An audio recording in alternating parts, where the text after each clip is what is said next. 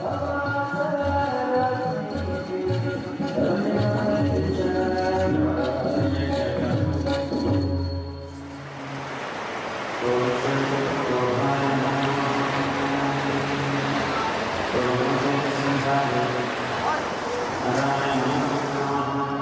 is no such thing as dharmic retribution.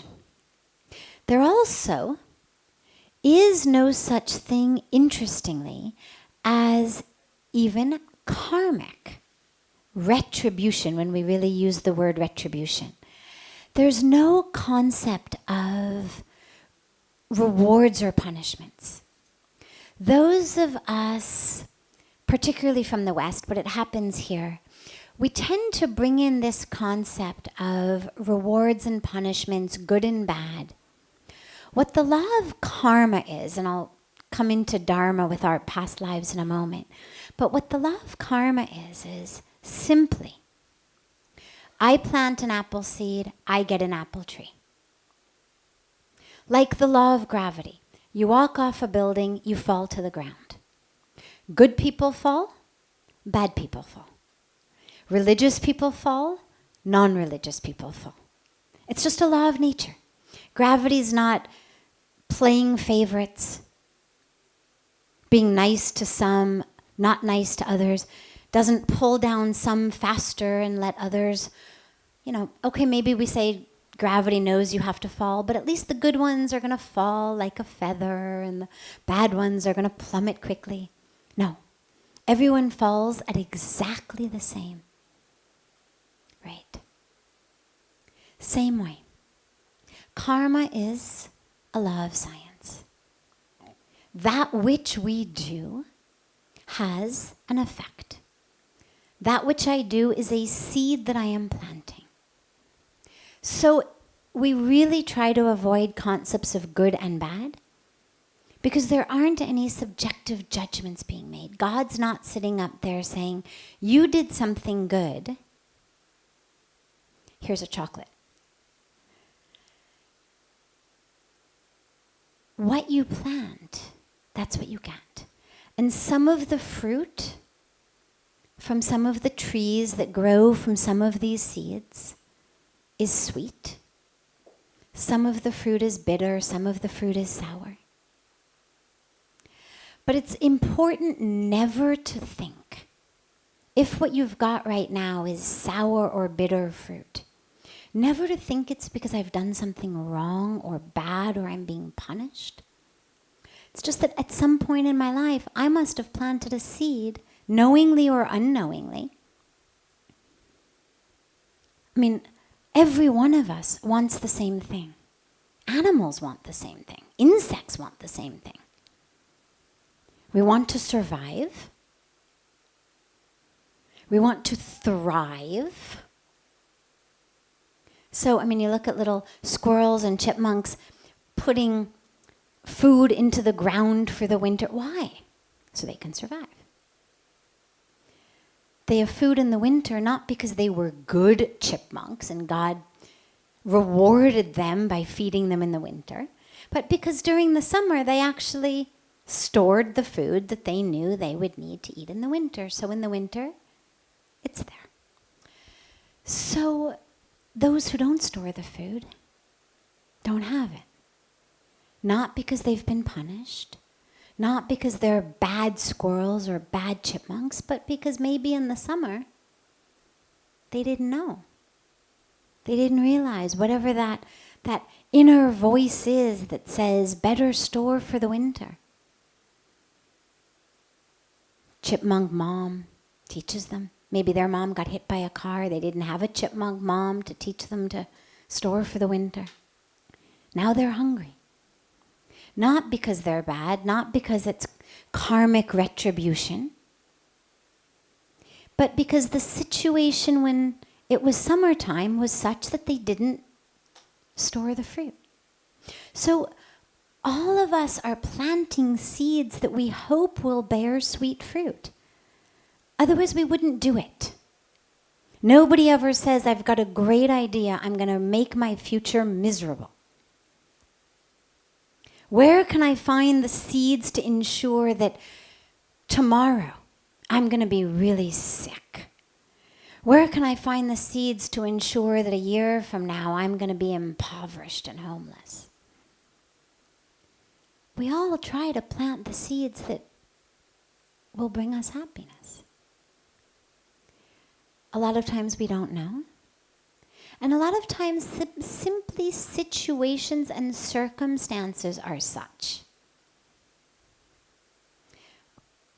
I've shared before the story of when I was living in San Francisco. I had moved from Palo Alto in a residential area with a nice backyard into an apartment in San Francisco where we had no yard, but just a little window garden outside my kitchen. And I used to love to cook and would grow herbs. I forget now which herbs I used to grow, but basil and those sorts of little kitchen cooking herbs that I would grow. Now, they used to grow very nicely when I would plant them in Palo Alto. Come to San Francisco, get my pots, get the organic seeds, get the organic fertilizer, plant them, water them, nothing. Like not even a sprout, nothing. In any of the pots. I would start again, new seeds, nothing. This went on for months. And I was starting to think, my God, I've lost my green thumb, I'm a bad gardener. One day I came home early from school and found that my cat was outside the kitchen windowsill, in the pots, going. Now, obviously, if you plant seeds and then your cat comes and throws them all over the place, they're not going to sprout.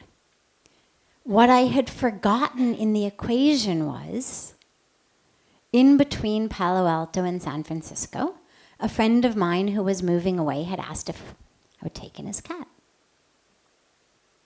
So I give you these examples because it's really important to never ever feel like I must have done something wrong. This must be my karmic retribution. Now, when you think about past lives and the situation in this life, the other way that karma works is it gives us the situations that are most conducive to us taking the next step to God. Because that is actually the point of it. Contrary to popular belief, contrary to what the media and our cultures want us to believe, being fabulously wealthy is not actually the highest goal. Being the most beautiful, being the richest, being the most famous is not actually our highest calling. What we are put here on earth for